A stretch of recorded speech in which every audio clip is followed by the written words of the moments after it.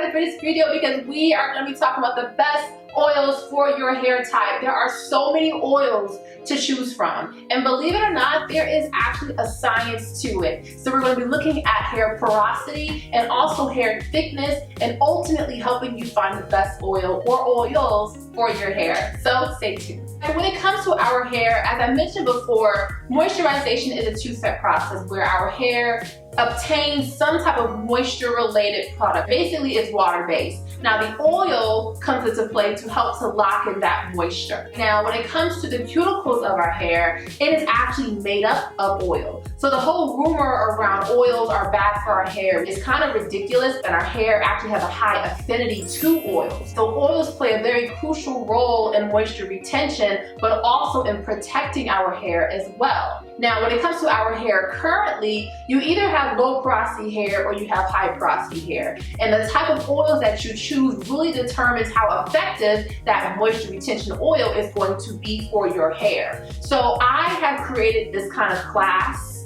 when it comes to oils. There's class 1, class 2, and class 3. Depending on your hair type will help you determine which class of oils you need to be kind of gleaning towards. So when it comes to the classes of oils, you have class 1, which is like hair grease and castor oil, really heavy, thick, viscous oils. You have class 2, which is kind of like medium viscosity oils, so avocado, sunflower, olive, and then class 3 is light oils like maybe sweet almond oil, jojoba, grapeseed, things like that. So let's start with high porosity thick hair. So when it comes to high porosity thick hair, as you know, your cuticles are lifted and you need something that's really gonna seal those things shut. And a lot of times the lighter oils will not do it. I'm really gonna recommend class 1 oils, and that's because your hair, number 1, has high porosity and you have thick hair. So incorporating hair grease or even castor oil as your sealant into your regimen will help you have more moisturized and actually softer hair as well.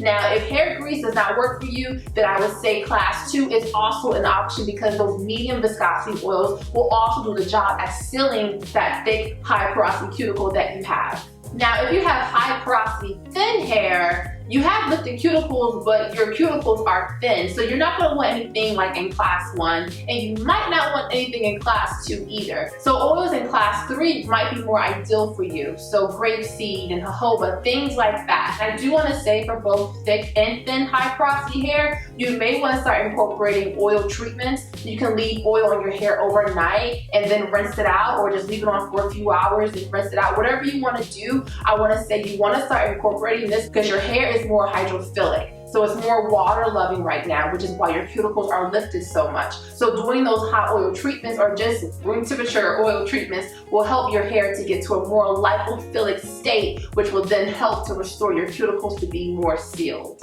So when it comes to low porosity thick hair, we really don't have too much of a problem when it comes to locking in that moisture. It's more so getting in. But nonetheless, moisture retention is still very much based off of the oils that we choose, even as low porosity. For thick hair, class 1 and class 2 oils would be a great option. For me personally, I have low porosity thick hair. My go-to is hair grease. My second go-to will be something like avocado or sunflower. Now, if you have thin low porosity hair, then I'm definitely gonna say class 3 hands down, because you really don't need any of that extra oomph of the high viscosity oil because your cuticle is technically already closed. It's just more so choosing a low viscosity thin oil that's not going to weigh your hair down. So I hope that has been helpful in regards to classifying which oils are best for your hair. Of course, everything's going to be trial and error, but once you find that oil that you love, definitely stick with it. And it's okay to have multiple oils that your hair loves as well.